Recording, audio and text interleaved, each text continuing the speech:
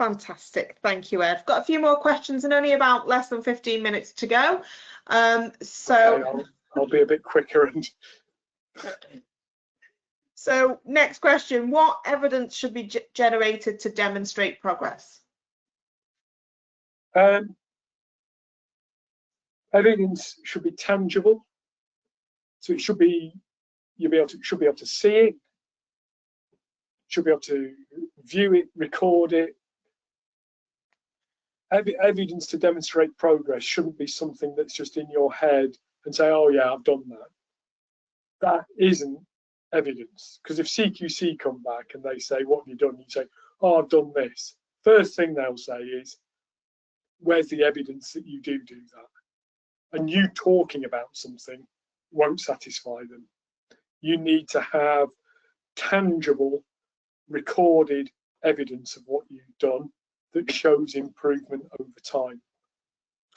So the things that could be there to show that are audits, which would satisfy the good governance side of things. So you should have a whole range of audits that you regularly complete that identify things that you look at, like medications audits or environment audits or care plan audits or infection control or safeguarding audits. So audits are a way of you monitoring and assessing where you are to provide the evidence that what you're doing meets the requirements and satisfies CQC and ensures that the quality of care being provided to the people you support is of good quality.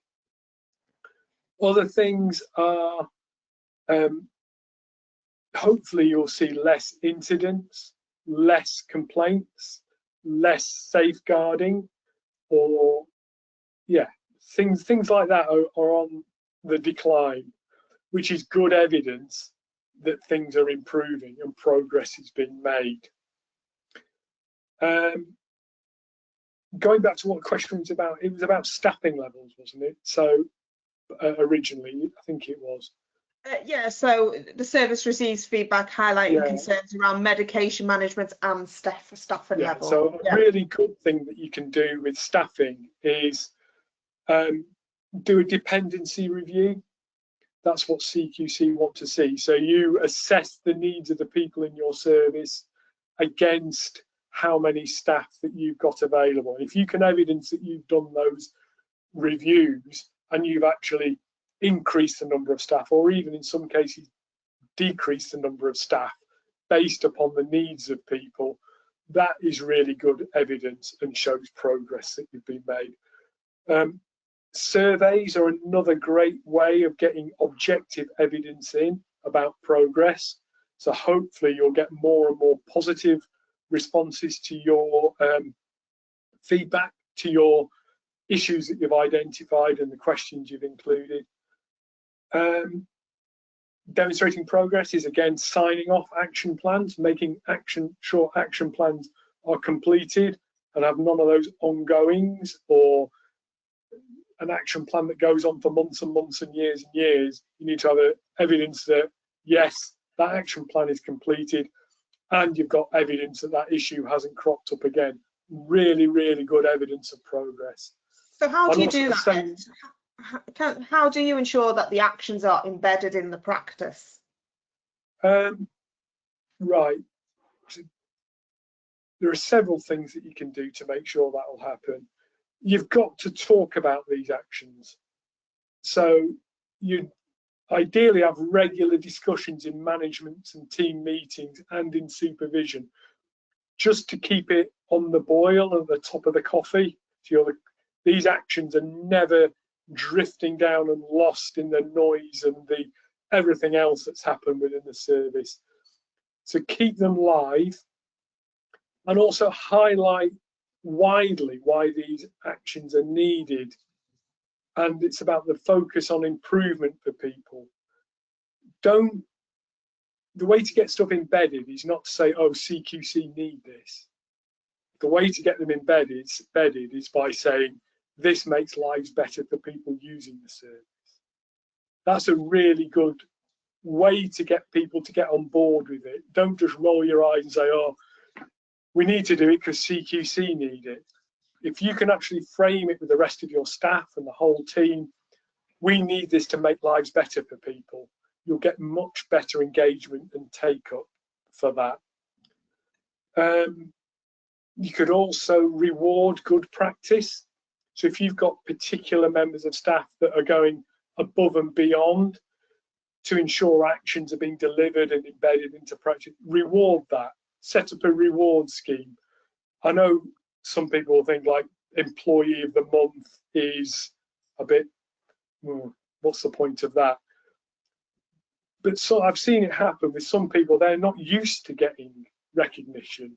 They're not used to getting praise for what they're doing. So something that might seem a bit trite to you or me might mean the world to them. You know, don't just take it through your perspective. Look at the perspective of where staff are coming from. And make action plans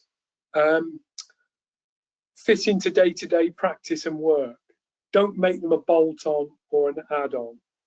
Make them custom and practice.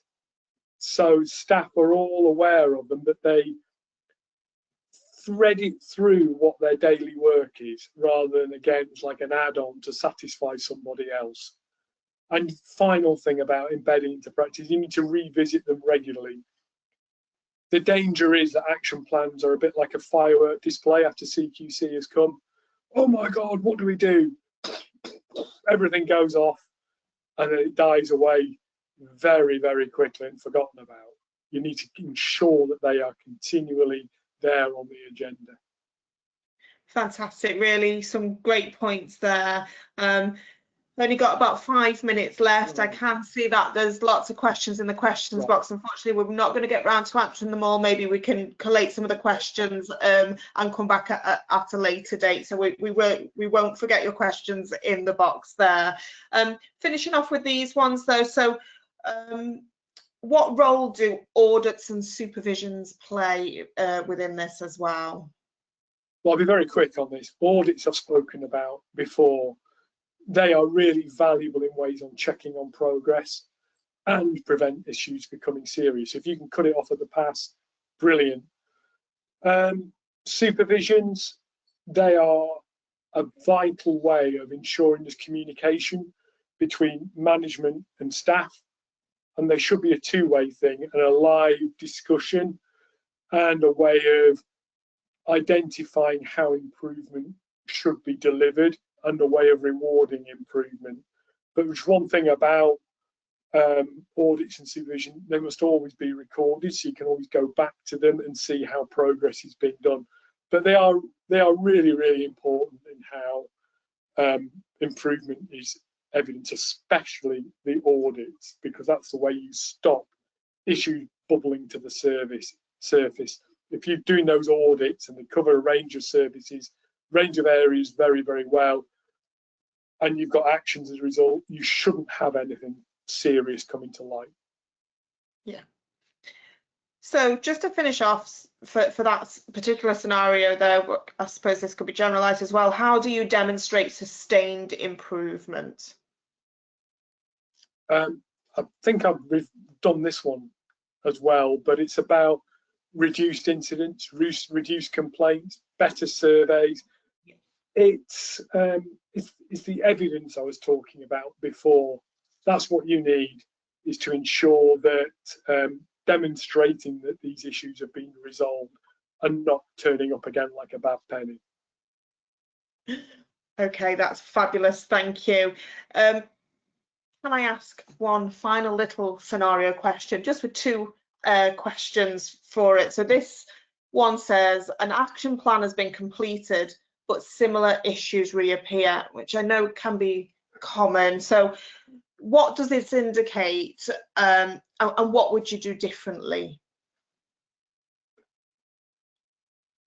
Well, if things are cropping up again and again, that indicates a lack of embedding of change, that the action plan wasn't robust enough and didn't have the appropriate sign-off. It could be that there was a lack of understanding of actually what was needed, so the manager might have to take some responsibility for not relaying what was needed clearly, There might be training issues with the person that's been delegated to, not having an understanding or the skills to actually ensure that the issue was resolved in the first place. And it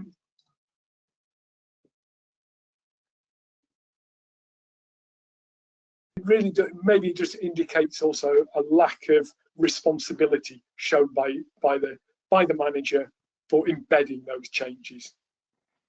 It was a quick, very quick run through. Oh, then what was the next second part of the question? So I think well, what would you do differently? Yeah. So again, it's a bit of repetition really, but it's about making the action plan an integral part of the audit. So if you're doing an audit, get an action plan. You need to increase the frequency of audits, so don't just have them as a fixed thing. Be flexible in how often they're used. And also you could maybe adapt the audits to reflect the issues found by CQC. So don't just have a template and say, right, we're blindly going to go forward with this template. Adapt it if you need to. Make sure that you confirm the responsibility. Don't just say you do it, but make sure you say, can you do it and can you confirm you're happy to do it? So that's delegation, but an acceptance of that responsibility. And ensure everyone is aware of the need. So it's not just the manager, you want a whole service involved in the process as much as possible. So I think that's what the main things you do differently to try and address what ongoing issues are. Fabulous. Ed, unfortunately, we're out of time. Do you know, I've got enough questions to sit here for another hour, but our time is up. I will try and collate your questions and get back to you on this. It's been incredibly valuable, really good advice, practical advice that you've given. So thank you so much once again for coming along, Ed. And today has really highlighted that handling CQC feedback isn't just about responding to what's being written, it's about understanding those risks, prioritising actions and embedding improvements in a way that can be sustained over time as well. So a huge thank you to Ed and his advice, but also thank you to everybody who's come along. Please don't forget that you will be sent out a unit mapping document after the session as well, and try and relate that to your workplace practice as well as your assignments, as well as we discussed earlier in the session. Ed and I will be back again next month on the 13th of May, so please do keep an eye out for communications about that. Thanks again, Ed, for joining us, and thank you all for taking part today. Have a great day, and we will see you soon. Thank Goodbye, you, everybody. It's been a pleasure. Thanks, Ed. Bye-bye.